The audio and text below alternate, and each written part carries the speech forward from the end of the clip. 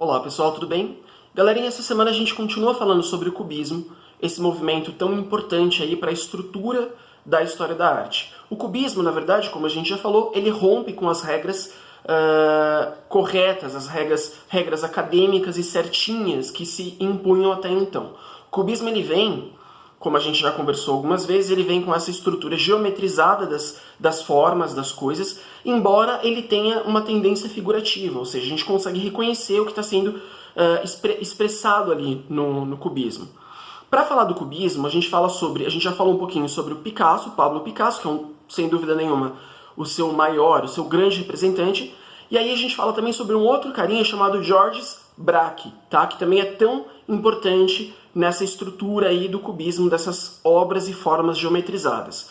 De novo, por que eles tinham essa tendência, eles davam essa importância de geometrizar as obras? Porque era uma forma de fazer com que as pessoas prestassem atenção no que estava acontecendo à sua volta, na sociedade, nos desmandos, por exemplo, dos grandes poderosos, para que a sociedade tivesse um choque ali, entendesse que o mundo dependia muito mais da atitude das pessoas conjuntas do que da forma como os governantes estavam agindo com relação à sociedade, ao povo de uma forma geral.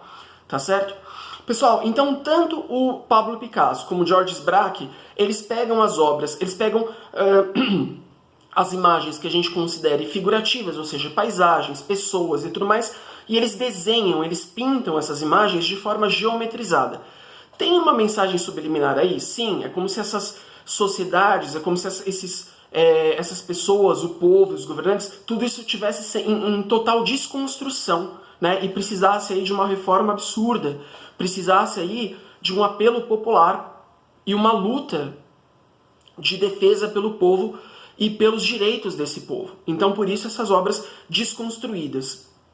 Lembrando que a gente fala do cubismo dividido em duas plataformas aí, que é o cubismo analítico e o cubismo sintético. Então, analítico é quando a gente tem as obras desconstruídas, ou seja, um quebra-cabeça embaralhado, e sintético é quando a gente monta novamente esse quebra-cabeça. Então, a gente tem a obra novamente construída e novamente...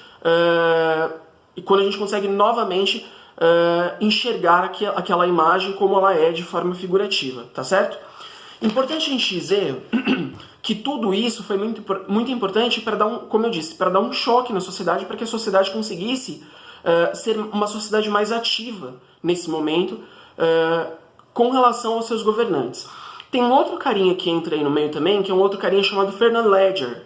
Fernand Léger, na verdade, ele trouxe essa estrutura do cubismo e ele bebeu um pouquinho da questão da Revolução Industrial, onde a gente tem mais um fator.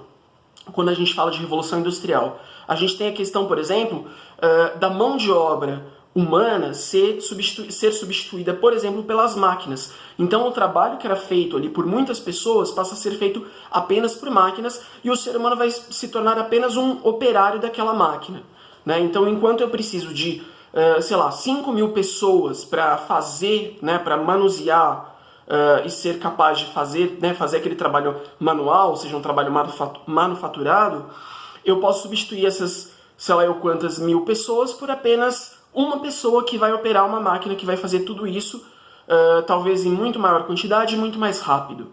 Então, era uma forma de crítica do Fernand Léger de trazer para suas obras imagens aí construídas a partir da geometrização das formas, mas com esse tom aí de obras mais industrializadas, de obras que nos mostram, nos lembram aí essas formas industriais que faziam parte dessa sociedade naquele momento. Tudo isso é uma espécie de luta, né, dessas pessoas, desses artistas, para representar a população de uma forma geral, né, para dizer para essas pessoas: acordem, a gente precisa fazer alguma coisa, porque estão nos dominando e nós estamos virando rebanho, aí, estamos virando pessoas sem voz ativa, e tudo que eles queriam era acordar a população de uma forma geral para que as pessoas tivessem voz ativa na sociedade e entendessem o que estava acontecendo, né, para que as pessoas fossem mais ativas. Tudo bem, pessoal? Basicamente, essa semana é isso. Não se esqueçam que vocês têm algumas questões ali para responder na apostila de vocês, como está na plataforma. Tem a correção também da semana passada. Não se esqueçam também de responder o registro de presença e questionário avaliativo da plataforma de arte. Uma excelente semana para todos vocês, um forte abraço e a gente se encontra no próximo vídeo. Tchau, tchau!